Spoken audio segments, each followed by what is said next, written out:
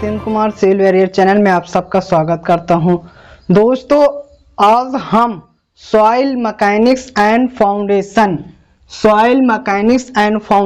Engineering पढ़ रहे हैं। दोस्तों, इसके पहले हमने लेक्चर नंबर 1 और लेक्चर नंबर 2 समाप्त कर दिया है, जिसमें हमारा दोस्तों लेसन नंबर 1 चल रहा है।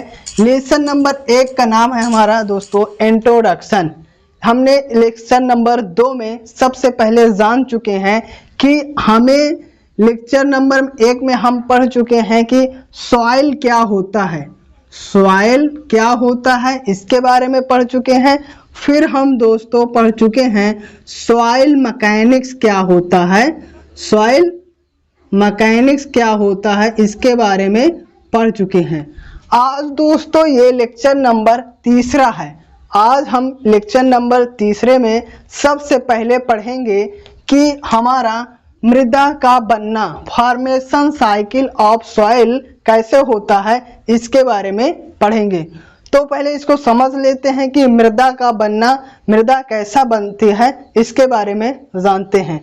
तो दोस्तों, हम जानते हैं कि पृथ्वी पहले हमारा सूर्य का ही भाग था, मगर कुछ कारणों से ये टूटकर अलग हो गया है।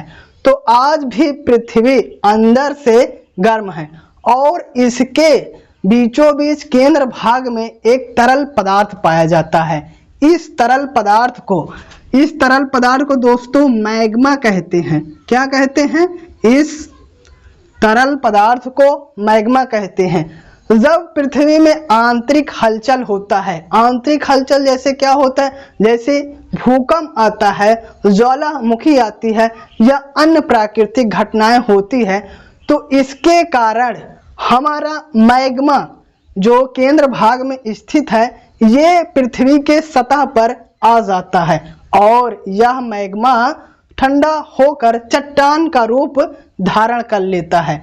और जब चट्टान का रूप धारण कर लेता है तो भौतिक एवं रासायनिक अपक्षय के कारण चट्टान धीरे धीरे टूटने लगता है और यही परिवर्तित होकर हम मिट्टी का रूप देखते हैं। तो समझते हैं पहले इसमें कैसे हमारा मिट्टी का निर्माण होता है। मृदा या मिट्टी का निर्माण, दोस्तों मृदा या मिट्टी का निर्माण चट्टानों के टूटने के कारण होता है। मतलब जो हमारी सॉइल है इसका निर्माण किसके टूटने से होता है? इसका निर्माण दोस्तों चट्टानों के टूटने से होता है। विभिन्न भौतिक एवं रासायनिक, क्या दोस्तों? भौतिक एवं रासायनिक कारणों से लगातार चट्टानों का विघटन होता रहता है। जो हमारा चट्टान है किसके कारण? भौतिक एवं रासायनिक अपक्षय के कारण इसका विघटन मतलब टूटते रहते हैं और जिसे अपक्षय वेदरिंग कहते हैं। किसके कारण? भौतिक एवं रासायनिक कारणों से लगातार चट्टानों का विघटन होता रहता है, जिसे अपक्षय वेदरिंग कहते हैं। इसके कारण ही मृदा का निर्माण होता है। तो दोस्तों एक बार फिर से समझते हैं कि मृदा का निर्माण कैसे होता है।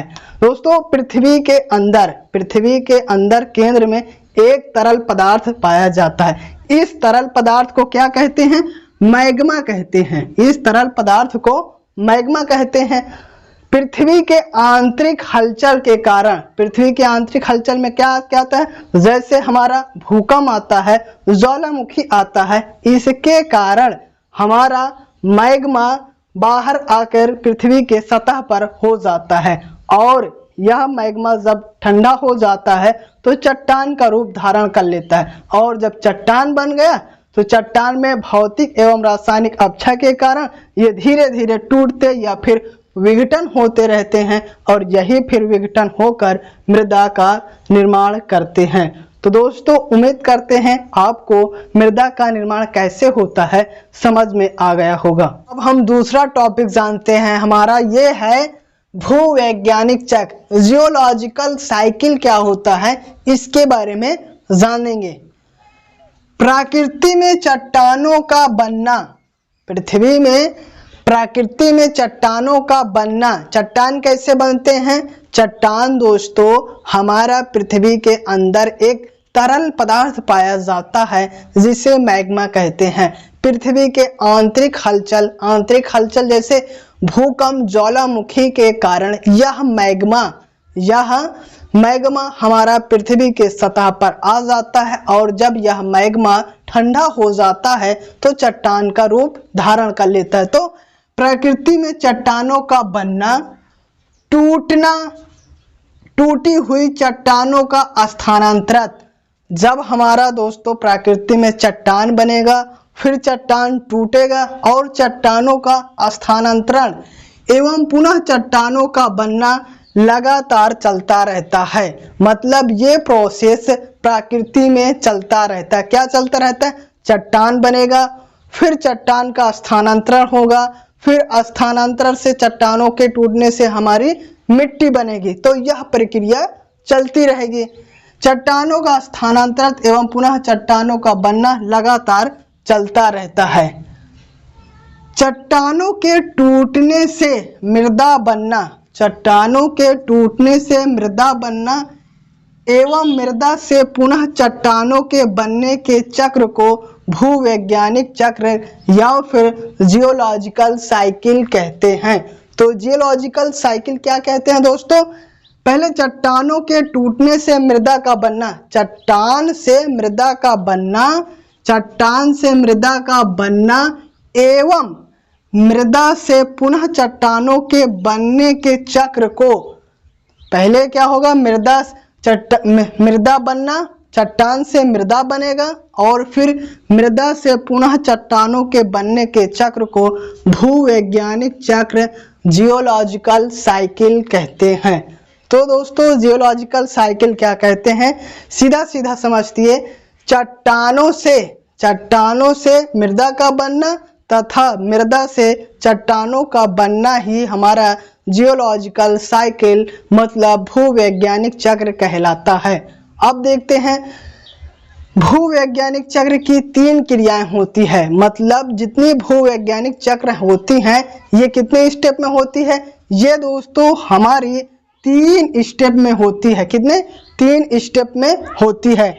कौन कौन से स्टेप होती है देख लेते हैं। सबसे पहला होगा चट्टान का टूटना होगा। मिट्टी बनने के लिए चट्टानों को टूटना होगा। मतलब पहले प्रोसेस में चट्टानों का टूटना इरोजन होगा।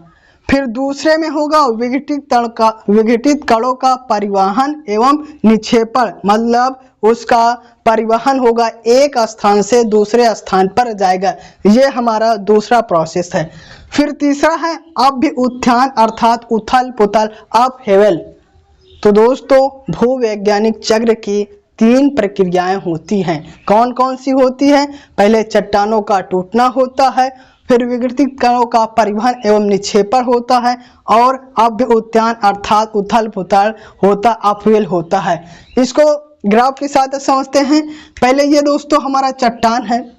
चट्टान के बाद इस चट्टान का विघटन होगा और जब ये विघटन होगा तो फिर इसका परिवहन एवं निक्षेपण होगा, फिर अभ्युत्थान होगा और फिर ये चट्टान बनेगा। तो यह प्रोसेस चलता रहेगा। क्या होगा? पहले चट्टान आएगा, चट्टान का फिर विघटन होगा, विघटन के बाद परिवहन एवं निक्षेपण होगा और फिर अभ्युत्थान होगा और फिर हमारी चट्टान बन जाएगी।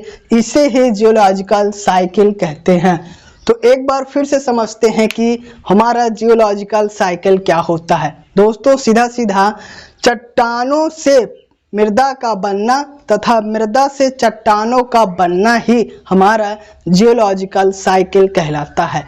जियोलॉजिकल साइकिल के हमारे 3 प्रोसेस होते हैं। कौन कौन से होते हैं? सबसे पहले चट्टानों का टूटना होता, इरोजन होता है और फिर विघटित कणों का परिवहन एवं निक्षेपण होता है और अभ्युत्थान अर्थात उथल पुथल होता है। और इसको हम ग्राफ की सहायता समझते हैं। तो ये हमारा चट्टान है, चट्टान का विघटन होगा और विघटन के बाद परिवहन होगा, परिवहन का अभ्युत्थान होगा और ये हमारा प्रोसेस चलता रहेगा। इसे ही जियोलॉजिकल साइकिल कहते हैं। तो दोस्तों उम्मीद करते हैं आपको जियोलॉजिकल साइकिल क्या होता है समझ में आ गया होगा। दोस्तों हमने इस वीडियो में 2 टॉपिक जाना। सबसे पहले मृदा का बनना, फॉर्मेशन ऑफ सॉइल जाना और फिर दूसरा टॉपिक जाना दोस्तों भूवैज्ञानिक चक जियोलॉजिकल साइकिल। दोस्तों इसके साथ ही यह वीडियो समाप्त करते हैं। यदि यह वीडियो आपको अच्छा लगा हो तो वीडियो को लाइक कर दीजिए और चैनल को सब्सक्राइब कर दीजिए और बेल आइकन के ऑल पे क्लिक कर दीजिए और दोस्तों में भी शेयर कर दीजिए। Thank you for watching.